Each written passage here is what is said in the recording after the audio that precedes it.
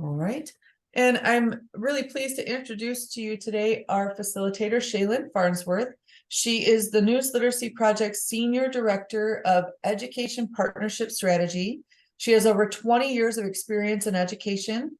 She spent the first part of her career as a high school English teacher in Conrad, Iowa, where she reimagined teaching and learning in her classroom and became a leader in the convergence between literacy and technology. Shaylin focused on developing student skills in information consumption, creating innovative ways for students to demonstrate understanding, and inspiring healthy skepticism in the digital age. She was recruited by a regional state education agency in Iowa, where she was a school improvement consultant for 7 years. Shaylin supported districts throughout Iowa in the areas of literacy, technology, AIW, and systemic change. She was a member of the state's literacy, social studies, and technology leadership teams. Thanks so much for being here today, Shaylin, and I'll turn it over to you. Thank you so much, Joan. It is a pleasure to be here with everyone as I start sharing my screen. I did share a resource document. It's a Google document, so feel free to make a copy. I did put a form. I highlighted it at the top. If you want to drop in your information on the form, I'll send you out some swag. So everybody was extremely excited that I was presenting at the session. And so our admin team has swag ready to go for everyone who joins us this morning. So be sure to fill that out in the mailing address if you want it sent to your school, or if you prefer your home address, either one is fine. It's just where they will send that. So be sure to do that. And I know Joan is going to share that resource document periodically throughout the session here. So I'm going to start sharing my screen. And Joan, kind of what I told you at the beginning, right now you should see my web browser, which we will go into in a moment. But I do need your help at times for showing this slide deck because it's hard for me to see. So if there's ever anything in the chat, Joan, or feel free to also unmute yourself. I'm a very relaxed, casual presenter. So if a question comes up or you want to share, you can either put it in the chat for Joan, or you can also unmute yourself, but thrilled to be here. So would love to know in the chat how familiar you are with the News Literacy Project. So let me know in the chat what your familiarity is with the News Literacy Project. And I'll give you a moment. And Joan, let me know as messages come flooding in.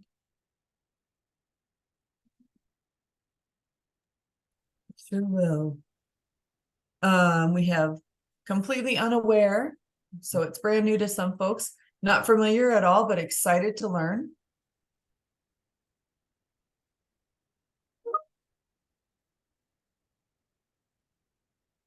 Great. Well, we are going to jump right in.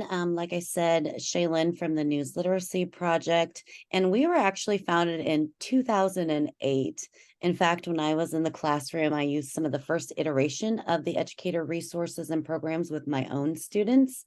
And we were founded by Alan Miller, who was a former journalist. He went into his daughter's middle school classroom and realized that students had this access to information and couldn't tell the difference between facts from falsehoods because of the onslaught of mis and disinformation out there. So he developed the News Literacy Project, founded it in 2008. And my careers kind of went full circle. So a few years ago, I started working at NLP. This is my team right here. We work with districts, state level agencies, and regional level agencies across the U.S. To share all of our free educator resources and programs. So Aaron and Brittany all have different specialty areas, but we are all former educators, classroom educators as well. So before we jump into learning more about NLP, why do you think news and media literacy skills are valuable for young people? What makes news and media literacy skills valuable for young people?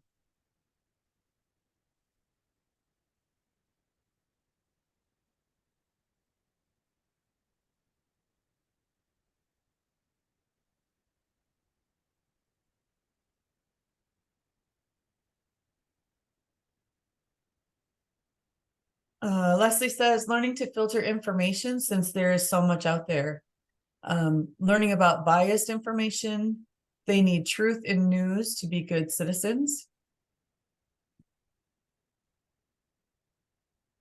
Great. I love that last one. Truth in news, and understanding bias, one of our foundational lessons. Perfect. So continue to share those reasons in the chat. But like I said, founded in 2008, we have been around for a long time, and we're the only nonprofit in the country dedicated to teaching of news literacy. We're the largest, and we've been doing it the longest. It started in DC, New York City, and Chicago, and currently we have educators in all 50 states and students learning these valuable skills needed to be productive members of society, knowing what to share, what to act on, who to trust, and who to question. So here is our mission and vision. I'm not going to read this to you, but do know that we are all dedicated at NLP to empower not only young people, but we do have community resources as well to share with families, empowering them to play a more equal and active role in the civic life of the country.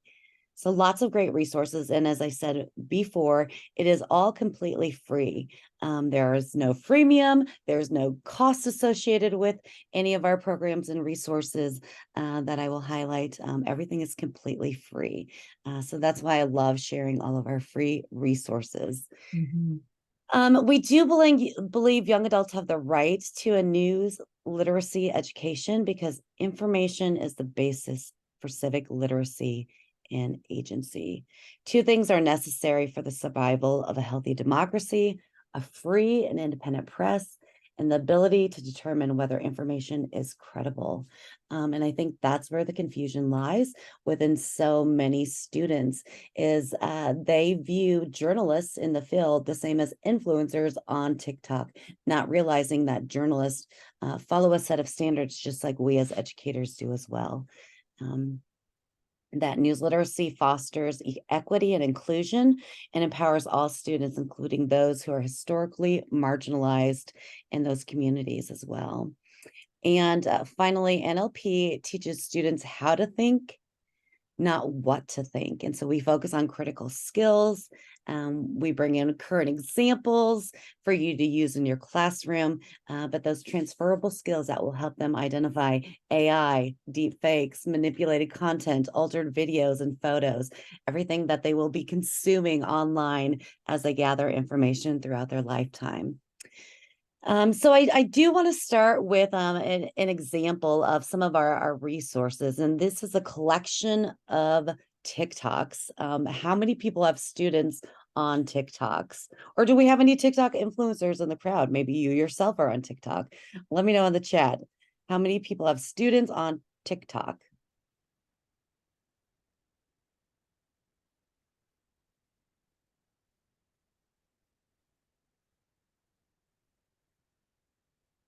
Jess has some.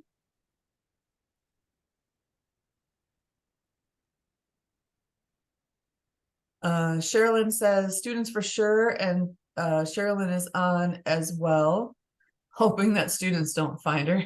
Right. So I'm on as well. I do have two children. One is in college and my daughter is in high school. So I'm on there mostly to monitor her TikToks that she posted and to see what she's doing on there. Joan, Victoria has students there too, but many have moved over to Instagram. Leslie has so many, and she teaches 3rd through 5th graders. Interesting. So many young people, 3rd through 5th.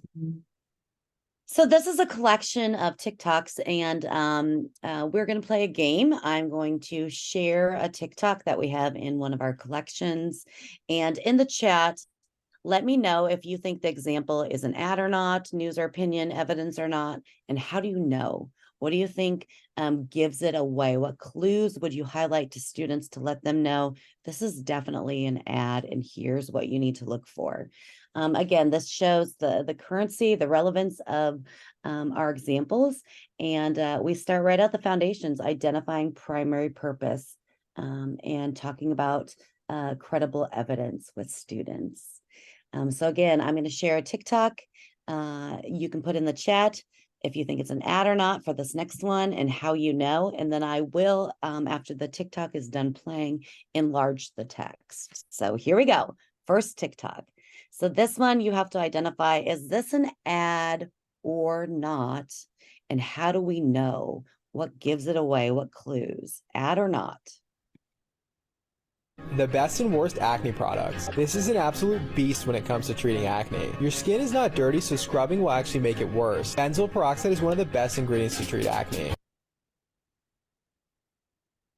All right, here's the enlarged text. Go ahead and let us know in the comments. Do you think that was an ad or not? The Derm Doctor is always popping up on the For You page. He does have a verified check mark by it. That's a whole other teaching point as well. Those universal symbols, those verified check marks. But that doesn't necessarily mean it's a credible source. It just means they are who they say they are.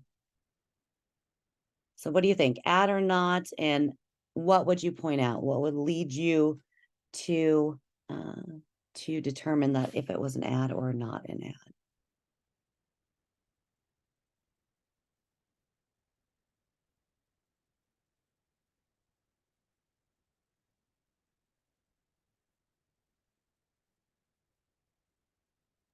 All right, we're waiting to see some responses in the chat about what folks are thinking.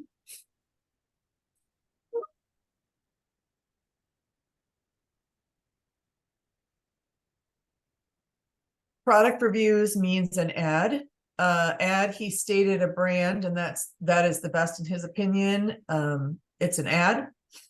So far we think it's an ad. He could have picked any product, and he picked those three. I always start with this one because I do think some of the other ones are more obvious, but this is actually not an ad.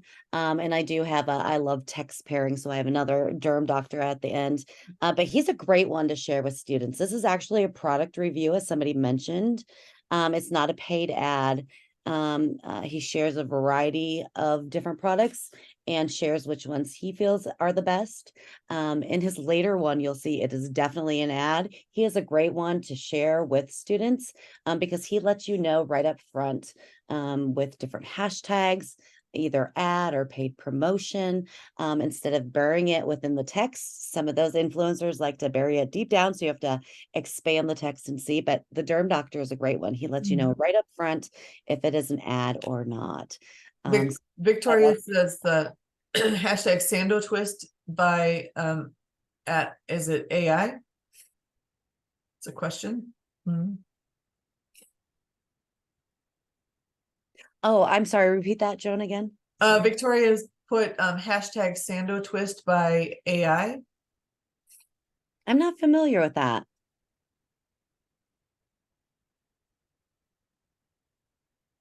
It was at the bottom of the ad. And so it just read as fishy to me. Oh, Was it AI generated? So right at the bottom, the music yes. sign, I didn't understand that part of it there. Okay, so it looks like maybe, and I think that this, I'm not quite sure if this extends, but on TikTok, there's different sounds that you can use. And so if you click on the sound, it brings you to almost like a little playlist, almost like LimeWire used to be, if you're that old and know what LimeWire is. And then you can select that to use on your TikTok. But if you see the notes at the bottom, that just lets you know if it is from the Derm Doctor himself or if the background is from someone else. Great question, though. And I think there's more to this name. It kind of scrolls as you play. All right, moving on to the next one. Here's a different spin. This is, again, very foundational for our students and can work all the way down to those elementary grades as well. Understanding if something is news or opinion. Is something news or opinion? So I'm going to share with you a text pairing. This first TikTok, let me know if you think this is news or opinion, and how do you know? What would you point out to students? I don't wanna die. That was a short one. Here is the enlarged text. Please let me know in the chat, is this news or opinion? And how do you know? What would you point out to students? Opinion, eating meat is messed up. Yep. And Christella's saying that she didn't know about TikTok, so most of the kids do, so this is great. Great. Kimberly thinks this is opinion because of the words messed up. Sherilyn says opinion. Leslie Yeah. says opinion. Definitely personal opinion. It talks about the ethics of eating meat. It's not news, it is definitely opinion. And as you know, this next TikTok, I love text pairing. So this is another type of cow video. I want you to ask yourself, is this news or opinion? And how do you know? What do you think our students would clue in on, or what would you point out to them? So news or opinion, and how do you know?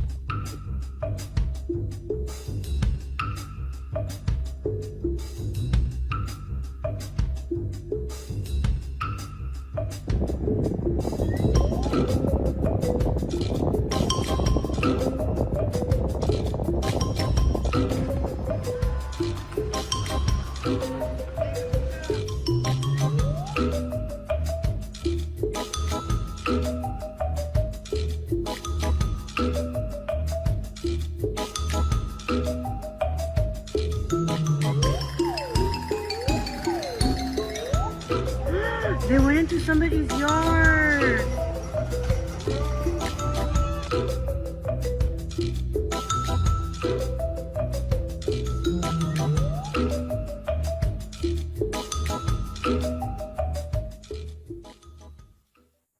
Okay, and there's the text. News or opinion, and what would you point out, or what would students notice? News or opinion, and what would you point out? So we're saying news. They remember seeing it on the news. It's ABC News as the TikTok account, so possibly news. We're thinking that this is an actual news story. Definitely, this is a news story. It is from a credible news outlet, ABC News. It is a verified account. Again, something to teach students about those verification check marks, not meaning that it's necessarily credible. It just means that the person or the organization is who they are presenting to be. So ABC News right there. I know it's a little tricky right now with Twitter changing over to X, but all of the other platforms definitely do use this verified check mark. It is definitely news, but some people ask if it's newsworthy. So that's a question that I always get is this really newsworthy? They're thrown off by the music, or maybe, you know, they put into their perspective where they're located. In Iowa here, it would be very normal to see animals getting out of the pasture and running around. In California, a different thing. So this is a great one to share with students, and talking about different ways that they can access information, even on TikTok, through credible sources. All right, last one. This is the Derm Doctor one. As I told you before, I think he's a great one to pair with students, and one that I think that they would pick up right away, understanding about not only For You page, but influencers, and if those influencers are paid or not. So here it is. The new CeraVe Hydrating Cream to Foam Cleanser. CeraVe got a new cleanser. Of course I had to try it out, and I've been raving about this one for months. First, ignore the fact that I'm filming in my kitchen. The lighting is just much better here. I love this one because it starts out as a cream consistency, and then with the addition of water, it quickly turns into a foam. It's one of the few products that leaves my skin feeling clean without overly drying or stripping my skin. Please tell me you understand the struggle. Plus, it has ceramides that help to restore my skin barrier. No secret, I love this. 10 out of 10, Derm Doctor recommended. Okay, so like I said, the Derm Doctor does a great job. This is definitely an ad. He puts ad right up front. You know, it's a paid TikTok. He is financially gaining from this endorsement of CeraVe. But some of those influencers online, whether it be Instagram, whether it be TikTok, bury that information within the text. And so you don't know it's an ad or a paid sponsorship unless you enlarge the text or read more. But he does a great job. with that right at the beginning. So we are going to move on for time's sake here, but definitely did want to share with you the resources that we have and how current and reliable and relevant our examples are in all of our resources. But just to reiterate, every day we use information to make informed opinions, and those opinions inform our decisions. Which definitely have an impact when information and misinformation and disinformation enters the picture. It changes the entire trajectory of our course of action and our decisions. And people always ask, what is misinformation? And misinformation is any false, inaccurate, misleading, or incorrect information, regardless of intent to deceive. It's not always clear the line between fact and fake, because misinfo frequently plays on an element of truth. It exploits our most deeply held beliefs and values and elicits strong emotions. We don't like using the term fake news because it has gained such a broad definition. So we really like students to know the difference between mis and disinformation and the intent behind both of them. So a news literate student can definitely determine the accuracy of information as well as the credibility of the source of that information. So along with TikToks, we pull off, here's an Instagram example of a doctored photo. Our sports ones are received very well, not only with students, but on the general public side and on our TikTok page as well. So we definitely have lots of different examples. Students also understand, as I stated earlier, that journalists use the standards of authoritative fact-based journalism, deciding what to trust, what to share, and what to act on. And journalists are far different than somebody blogging from their basement or a TikTok influencer. And finally, news literate students understand the importance of a free press and interact with news and other information in ways that promote engaged participation in civic lives. So here at the News Literacy Project, we have a plethora of educator resources and programs, all listed before you and also listed on that Google Doc. Joan, if you want to drop in that link at some time, that'd be great. I'm going to focus just on a couple of them that I feel would be great quick wins for you to explore, but then also for you to share with other educators.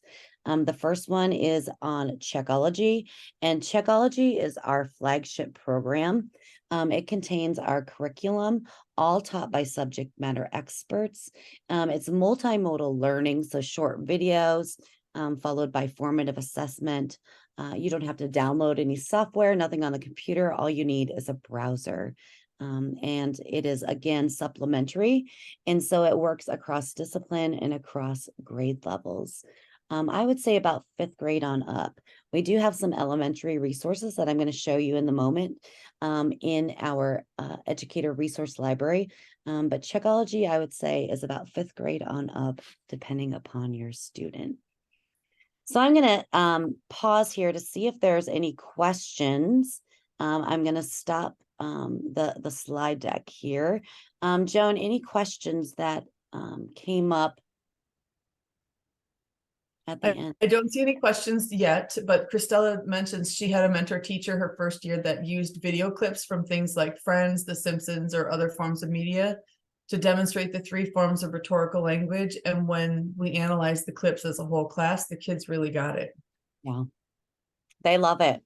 And it's very accessible. And it really is a great place for educators to supplement their learning objectives with current relevant information.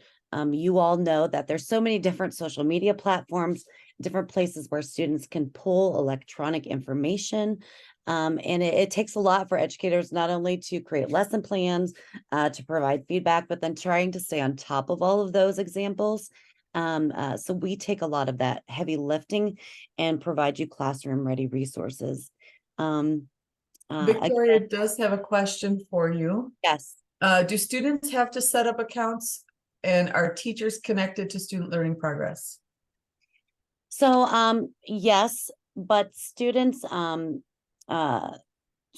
will receive a link to the classroom that you create.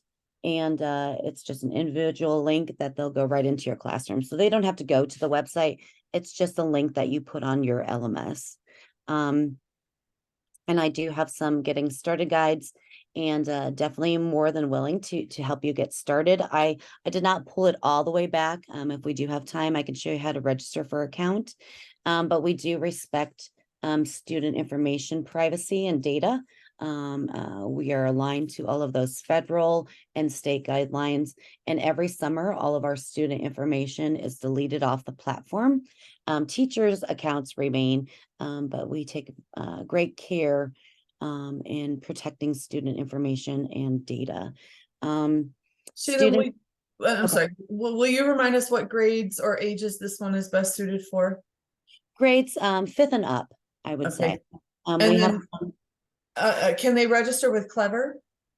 so the thing about remaining free is we have to prioritize what gets built on the platform. We have single sign-on with Google and single sign-on with Microsoft, but we're not deeply integrated with Clever. You would have to put the link on an LMS, and we do that because, of course, those companies want us to pay to get our content on their platform.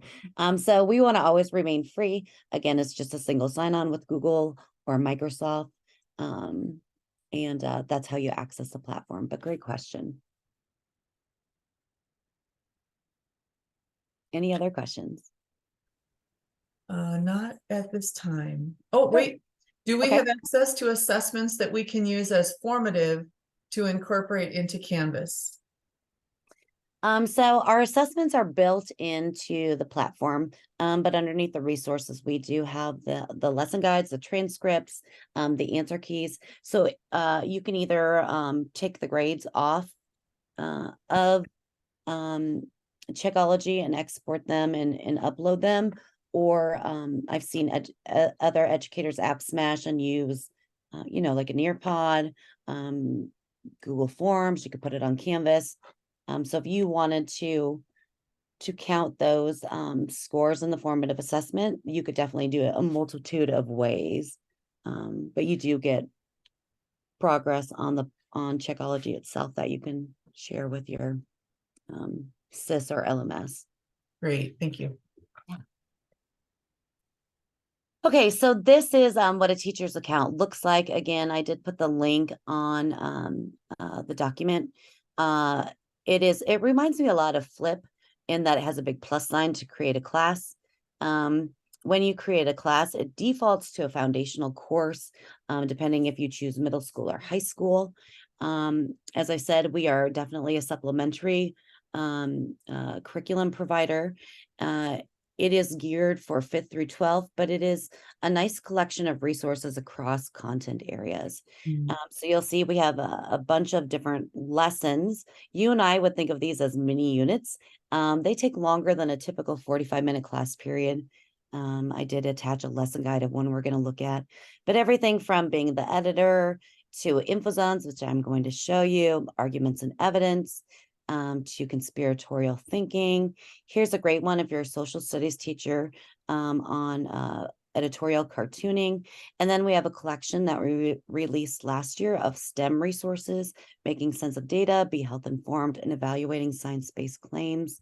Harm and distrust is our newest lessons.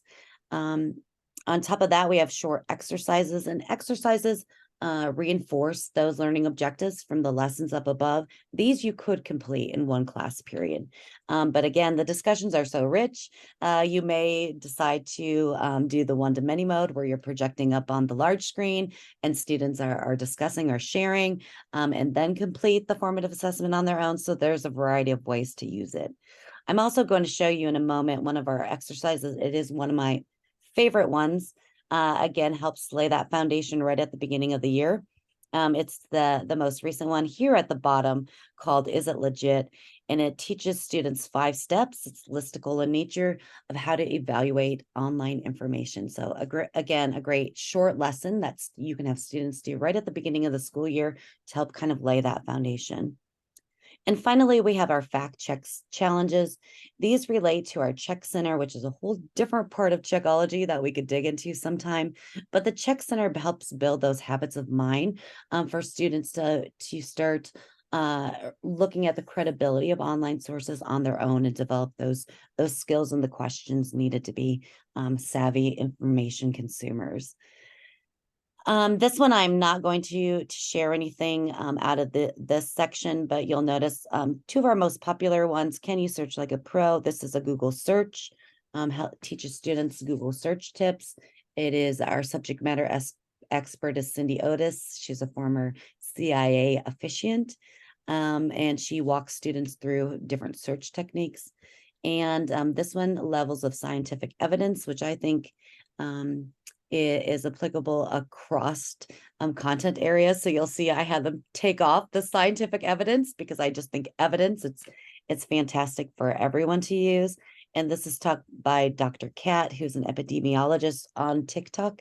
And she walks them through the different ways to evaluate the evidence that's presented in online information. I typically see teachers using about 6 to 8 of these. As you can tell, there's tons of lessons, exercises, and challenges, but you don't see anybody use all of the lessons, all of the exercises, all of the challenges.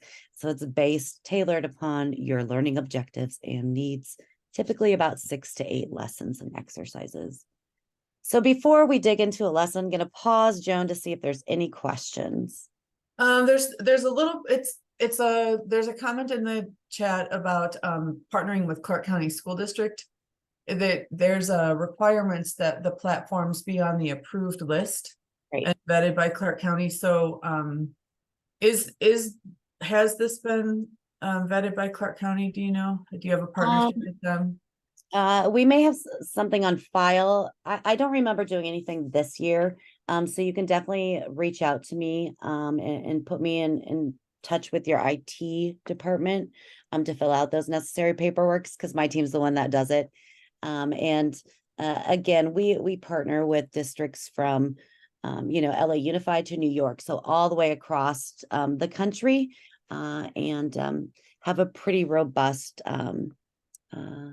privacy policy. So I don't think it'll be a problem. But if you want to connect me, that would be great. Mm-hmm. All right. Great. So I'm going to share a lesson with you. Again, this is one of my favorite lessons. This is also located on the Google document under lesson preview. And I did put a lesson guide that you'll see is included for all of our larger lessons. This not only gives the subject matter expert, gives you an approximate time it would take, also gives you the words, the vocabulary words. We have a word wall. If you see a purple word wall here, or if your students see it, here's a way to do vocabulary enrichment. All of that is located on the lesson guide for educators. But InfoZone is a lesson that is foundation in nature. It talks about primary purpose. It is taught by subject matter expert Tracy Potts in the newsroom, and she walks students through how to zone information or identify primary purpose. So I'm going to show you a glimpse, a clip or two of this lesson to help you understand the parallel nature. All of our lessons are very similar, taught by a subject matter expert, followed by formative assessment. So let's listen in on Tracy Potts. When I was starting out in journalism, we didn't have nearly as much information available to us. There was no internet, no email, no texting, no social media, not even YouTube. We got all our information from textbooks, books we bought or checked out from the library, magazines and newspapers we bought or subscribed to, TV shows we watched on just a handful of channels, and films we actually had to go to the movie theater to see. With no access to the internet, we also couldn't share information with a large group of people at one time. What that meant is that only professionals could share information for the public. They acted as gatekeepers, determining what to share with the public and what not to share. But now, anyone can share information, which means that more voices have been added to the mix, including yours and your classmates. It also means that you can't trust everything you read because, well, anyone, anywhere can post and share whatever they want, whenever they. So Tracy Potts goes through this lesson again, defining the different zones of information for online information, the primary purpose. Here is the first formative assessment example. You'll see here, this is kind of unique in that we have multiple multimedia examples on here. Here's an article. We have short videos. We have a TikTok. We have an infographic. And students go through and they drag and drop to figure out what they think initially before getting started. Again, truly formative assessment on the primary purpose or the zone of information the example provides. As soon as they push next, it gives them immediate feedback. And I cannot believe that I got it correct on that because I did not do that on purpose. I was just dragging and dropping here. But you'll see here, if students choose an incorrect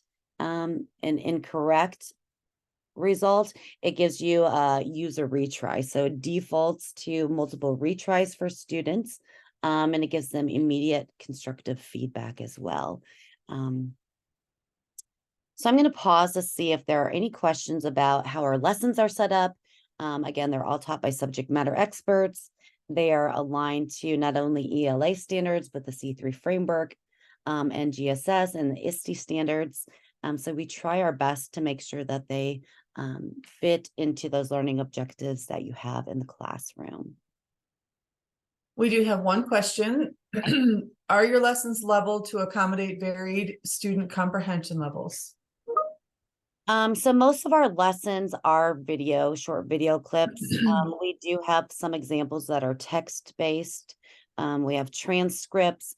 And so I would say that the levels that you're seeing, and maybe they are referring to the content here, you'll see that there are bars underneath the lessons. This is not necessarily Lexile level. This would be conceptual levels. And so you may have to provide some support on some of the formative assessment that students may take. But otherwise, it's all video-based.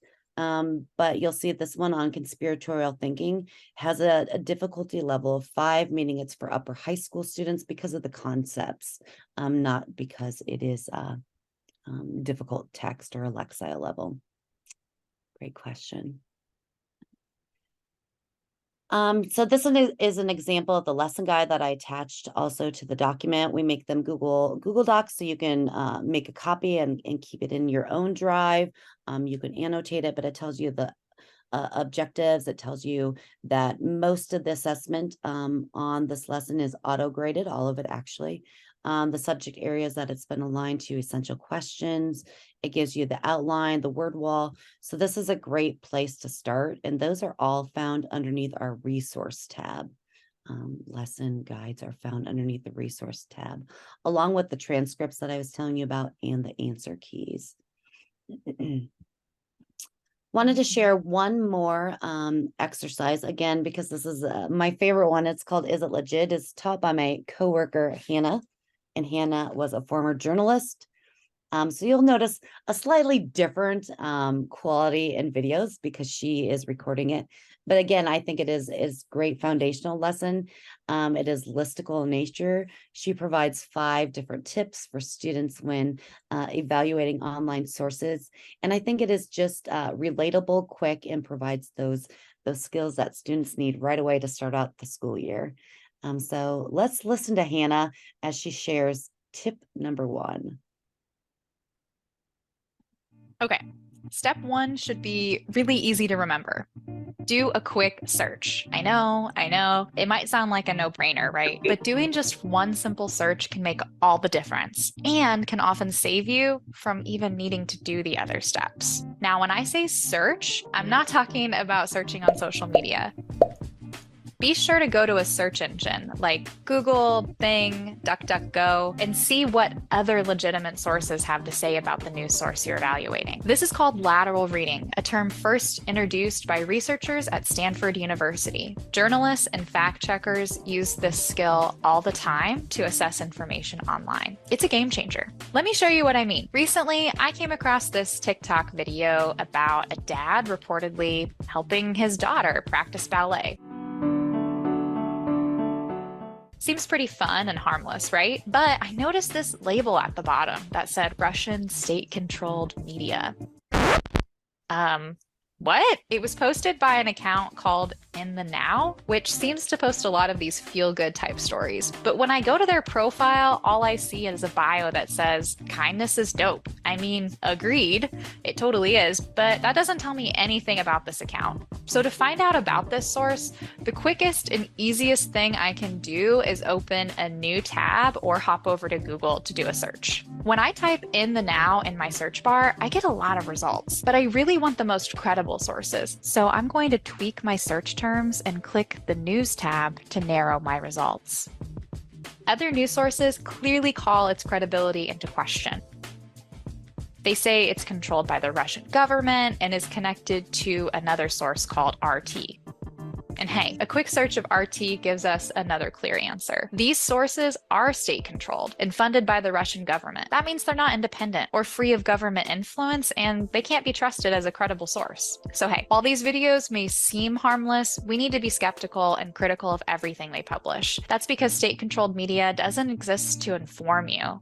It exists to influence you in some way. You know, to make the sponsoring government look good, or to make other governments, certain groups, or certain ideas look bad. So Hannah continues throughout the lesson. You'll see here is an example of a formative assessment following here. Your turn. Is this a credible news source? Provided right there. But she goes on and shares the rest of the 4 tips for evaluating online sources. Again, it's a great short lesson. One of my favorites. I always share it because I think it is definitely accessible for educators. And Hannah is a former journalist who now works for NLP, developing these lessons for educators. So I'm going to pause before I share where you can access our elementary resources and also the SIFT to see if there's any more questions about Checkology, our lessons, or any of our content.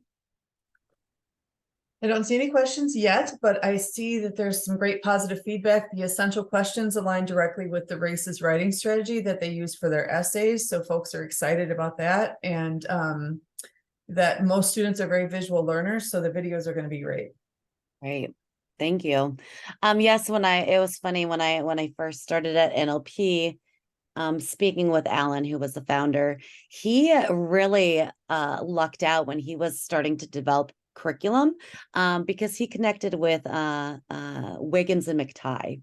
And so right away he had a solid foundation of their understanding and education frameworks. So it's been great to work off of that.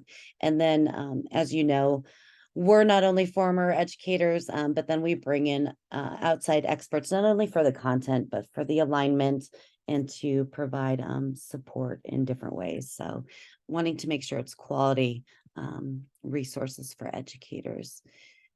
The other thing that I would share with you on Checkology is this tab called Journalist Visits. So since we were founded by a journalist, we have a Journalist Visits tab that journalists from across the country who are vetted by NLP and are willing to Zoom virtually, or if they live close enough, visit you in person and support the learning that took place in one of the lessons.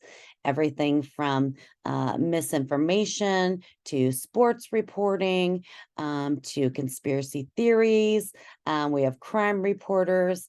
And you simply can filter by exactly what you're looking for. Science reporting or languages. And then once you push go, it provides a list of journalists who are willing to speak to your students. I think front loading some of those PBL units.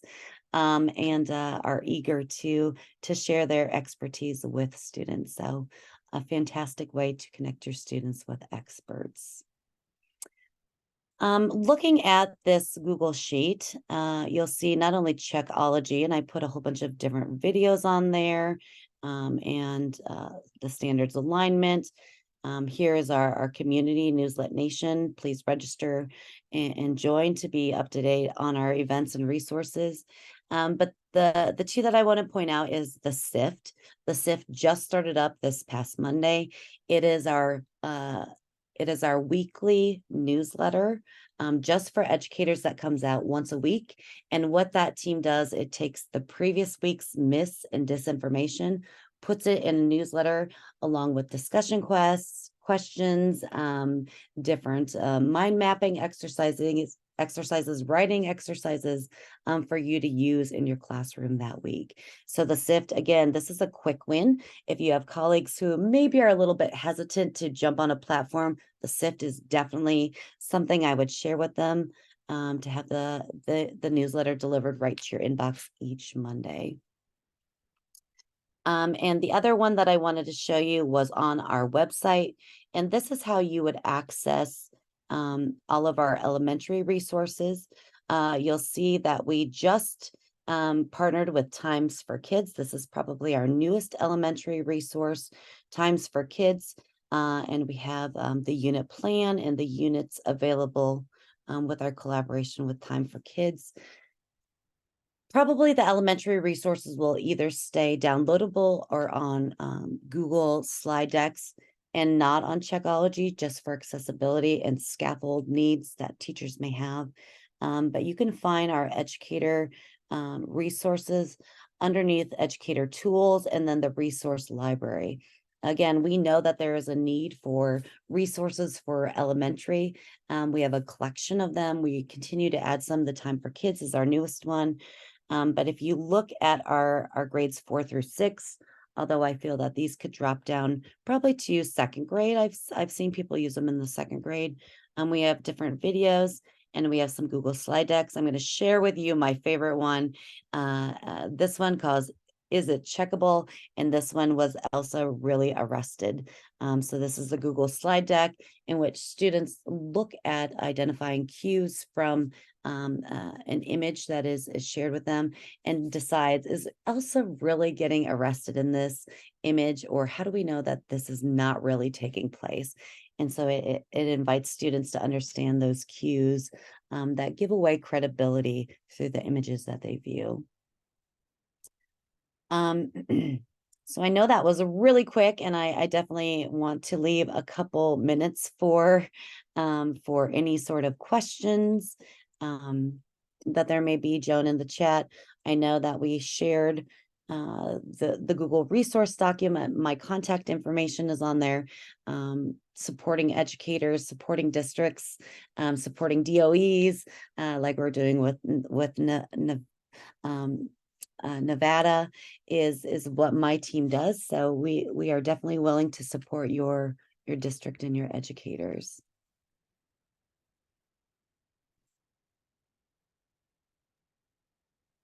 I don't see any other questions in the chat. I see lots of thank yous. Thank you so much to everyone who attended today. We really appreciate you being here and your dedication to providing high quality education for your students. We hope that you found this exciting. I'm excited about it. I can't wait to, I have my grandson's in 4th grade. I can't wait to start looking at some of this with him. So we really appreciate everything that you've shared today. I did put your attendance link in the chat, as well as the link to the session evaluation. Please make sure that you include the title of the session, the News Literacy Project for a Future Founded on Facts, in your forms.